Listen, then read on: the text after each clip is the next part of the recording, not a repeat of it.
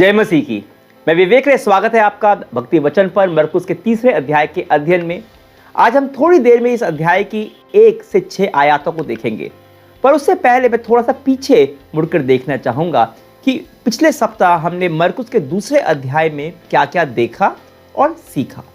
मरकुस के दूसरे अध्याय में यीशु ने हमसे कहा कि हम नई मशक वाला जीवन जिए। हमने अपने उद्धार को, यीशु में जो नया जीवन हमने पाया है, उसको पुरानी धर्म वाली मानसिकता के साथ, पुरानी आदतों के साथ नहीं जी सकते। हमने वो अद्भुत चंगाई देखी थी, वो क्या चमत्कारिक है जो यीशु हमारे जीवन में कर सकते हैं। हमने देखा यीशु ने कहा मेरे पीछे आओ, और हमने देखा यीशु को फरीसियों से वाद विवाद करते हुए और कहते हुए कि सब्त मनुष्य के लिए है, न कि मनुष्य सब्त के लिए। और आज भी हम सब्त के दिन की ही चर्चा करने वाले हैं। इस सप्ताह हम यीशु के रिश्तों को देखेंगे, यीशु के रिश्ते भीड़ के साथ जो उसके साथ थी, चंगाई के लिए और शिक्षा के लिए। हम देखेंगे यीशु के रिश्तों को वो दुष्ट अशुद्ध आत्माओं के साथ जो अंत में उसके सामने आकर गिरती हैं। हम देखेंगे यीशु का रिश्ता अपने ही लोगों के साथ जो उस पर संदेह करते हैं, धार्मिक नेताओं के साथ जो उस पर आरोप लगाते हैं। हम देखेंगे यीशु के रिश्ते अपनी माँ और भाइयों के साथ, और ठीक इसके मध्य में हम देखेंगे यीशु के रिश्ते अपने चेलों के साथ, जिसने उन्हें अपने पीछे चलने को बुलाया। आज हम मरकुस के तीसरे अध्याय के पहले से 6 आयत को देखेंगे। आपको मैं पढ़कर सुनाता हूँ। एक बार फिर यीशु यहूदी आराधनालय में गया। वहाँ एक व्यक्ति था जिसका एक हाथ सूख चुका था। कुछ लोग घात लगाए थे कि वह उसे ठीक करता है कि नहीं, ताकि उन्हें उस पर दोष लगाने का कोई कारण मिल जाए। यीशु ने सूखे हाथ वाले व्यक्ति से कहा, लोगों के सामने खड़ा हो जा, और लोगों से पूछा, सब्त के दिन किसी का भला करना उचित है या किसी को हानि पहुंचाना, किसी का जीवन बचाना ठीक है या किसी को मारना? किंतु वे सब चुप रहे। फिर यीशु ने क्रोध से भरकर चारों ओर देखा, और उनके मन की कठोरता से वह बहुत दुखी हुआ। फिर उसने उस मनुष्य से कहा, अपना हाथ आगे बढ़ा। उसने हाथ बढ़ाया, उसका हाथ पहले जैसा ठीक हो गया। तब फरीसी वहां से चले गए और हेरोदियों के साथ मिलकर यीशु के विरुद्ध षड्यंत्र रचने लगे कि वे उसकी हत्या कैसे कर सकते हैं। जब हम इन आयतों को पढ़ते हैं तो उस दिन आराधनालय में जो हुआ तो समझ में आता है कि हमारा नजरिया ही हमारे जीवन पर असर डालता है। सारा खेल नजरिए का है। आप लोगों को किस नजरिए से देखते हैं? परमेश्वर की आज्ञाओं को आप किस नजरिए से देखते हैं? आप यीशु को किस नजरिए से देखते हैं? यह आयतें जो हमने पढ़ी नजरिए को लेकर है। वो सब लोग आराधनालय में इकट्ठे थे, और वहाँ एक व्यक्ति है जिसको चंगाई की आवश्यकता है। उसका एक हाथ सूख चुका है। हो सकता है कि कोई बीमारी की वजह से हो सकता है कोई दुर्घटना हुई हो, नहीं पता, कुछ भी हुआ। वह व्यक्ति अपंग है, उसको ज़रूरत है। पर ये जो फरीसी धार्मिक नेता थे, इन लोगों को बस मौके की तलाश है यीशु पर आरोप लगाने के लिए। उन्हें इस व्यक्ति के लिए जरा सी भी दया, जरा सी भी करुणा नहीं है। उनको उस व्यक्ति का कष्ट, उसका दुख, उसकी ज़रूरत नहीं दिखाई पड़ती। बस उनका एक ही नज़रिया है, उनका एक ही उद्देश्य है, कैसे हम यीशु पर दोष लगाएं। बस इसी नज़र से वे लोग सब कुछ देख रहे हैं। इस नज़र से वे सब लोगों को देख रहे हैं। इसके विपरीत यीशु को वह इंसान दिखाई पड़ता है, उसकी आवश्यकता दिखाई पड़ती है। एक इंसान जिसे चंगाई की ज़रूरत है, वह उस व्यक्ति को करुणा की नज़रों से देखते हैं। वह दोष लगाने के बहाने नहीं ढूंढ रहा, वह मौके ढूंढ रहे हैं किसी को चंगा करने के लिए, किसी पर दया करने के लिए, किसी के जीवन में परिवर्तन लाने के लिए, जिससे वह जान पाए कि परमेश्वर का राज्य आ चुका है। अब दूसरों के नज़रियों की आलोचना करना तो बहुत आसान है कि देखिए उन फरीसियों की नज़रिया क्या था, पर जब हम अपने हृदय को देखते हैं, जब मैं खुद के जीवन में देखता हूँ, मुझे वो कई मौके दिखाई पड़ते हैं जब मैं दुखी होने के बहाने ढूंढ रहा था, गुस्सा होने का, चिड़चिड़ाने का मौका तलाश रहा था, शक करने का कारण ढूंढ रहा था, अपने कष्ट को बढ़ा चढ़ा कर दिखाने का अवसर। और पवित्र शास्त्र की यह आयतें हमें यह याद दिलाती हैं कि इसके उपरांत हम कारण ढूंढ सकते हैं विश्वास करने का। हम मौके तलाश कर सकते हैं अपने आसपास के लोगों पर दया और करुणा दिखाने का।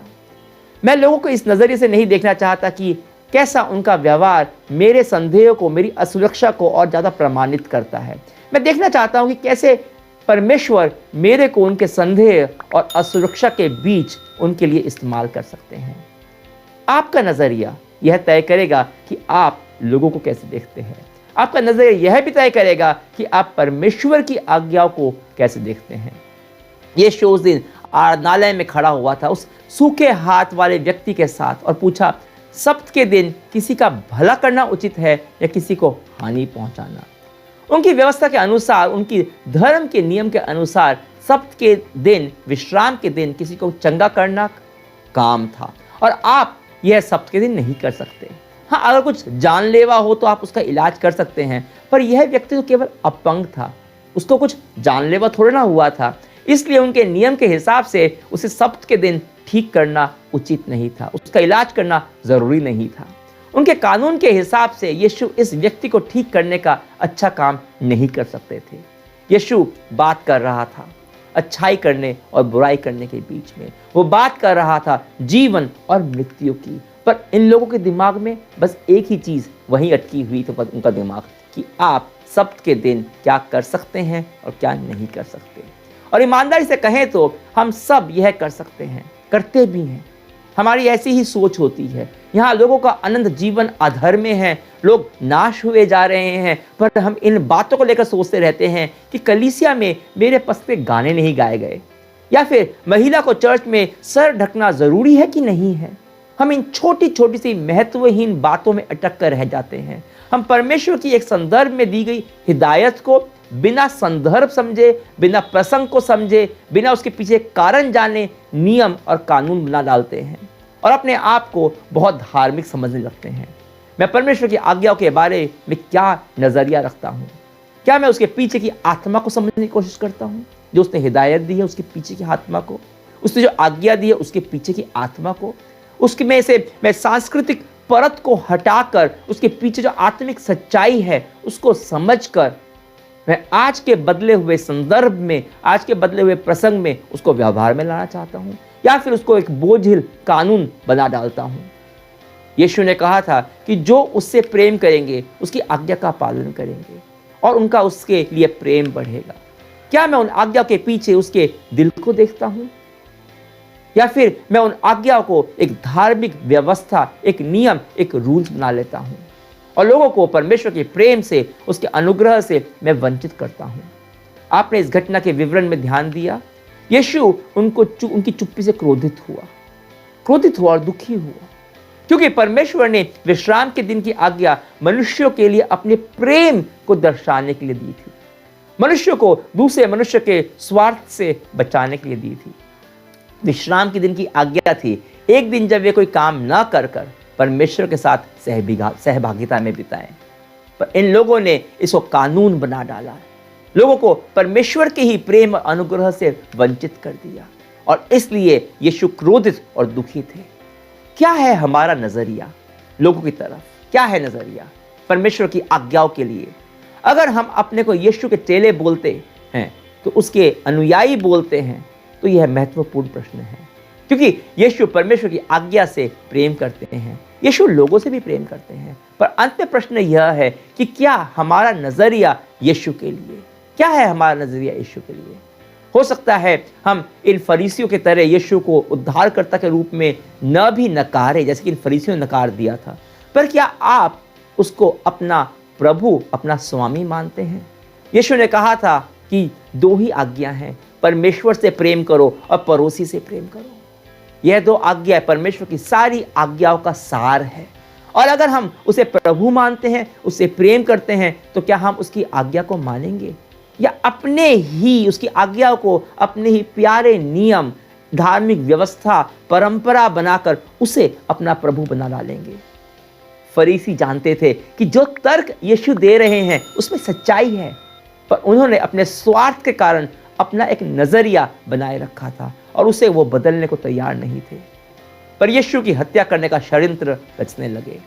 आज भी हम अपने आप को मसीही मान सकते हैं, कह सकते हैं कि हम अनुग्रह से उद्धार पाए हैं, पर अगर हमने यीशु पर विश्वास को एक धर्म बना रख दिया है और दूसरे लोगों को उसके प्रेम से, उसके अनुग्रह से, उसकी क्षमा से, उसकी दया से वंचित कर रहे हैं, उन पे दोष लगा रहे हैं, तो वो हम ही हैं, आप और मैं, जिसने उसे क्रूस पर चढ़ाया। आइए आज प्रार्थना में अपना हृदय यीशु की तरफ करें, उसके प्रेम और अनुग्रह की तरफ करें, और ऐसे धार्मिक नियमों से हम अपना मन फिराएं जो लोगों से यीशु में जो स्वाधीनता है, स्वतंत्रता है, उससे वंचित करता है और हमें अहंकारी बनाता है। आइए मिलकर मेरे साथ एक मन से प्रार्थना करते हैं। यीशु, आज हम तुमसे बात कर रहे हैं तो हम ये स्वीकारते हैं, मानते हैं कि हमारा हृदय कठोर है। हम अपने ही बनाए हुए धार्मिक नियमों को ही विश्वास मान बैठे हैं और उनको ही सही साबित करने में लगे रहते हैं। यीशु, हमारे हृदय को खोल कि हम तेरे प्रेम, तेरे अनुग्रह, तेरे दया को समझ पाए। जो आज्ञा तुम्हें दी है उसके पीछे जो तेरी भावना है, तेरी आत्मा है, तेरा हृदय है, उसे समझ पाए। तू हमसे बलिदान नहीं, दया चाहता है, प्रेम चाहता है। जैसा प्रेम तूने इस जगत से किया, हमारे नजरिए को बदल, विश्वास को, तेरे लोगों को, तेरी आज्ञाओं को हम एक नए नजरिए से देखने में हमारी मदद कर। तेरे नजरिए से, हम तेरे नजरिए सब कुछ देखना चाहते हैं। यीशु, तेरे नाम से प्रार्थना करते हैं, आमीन।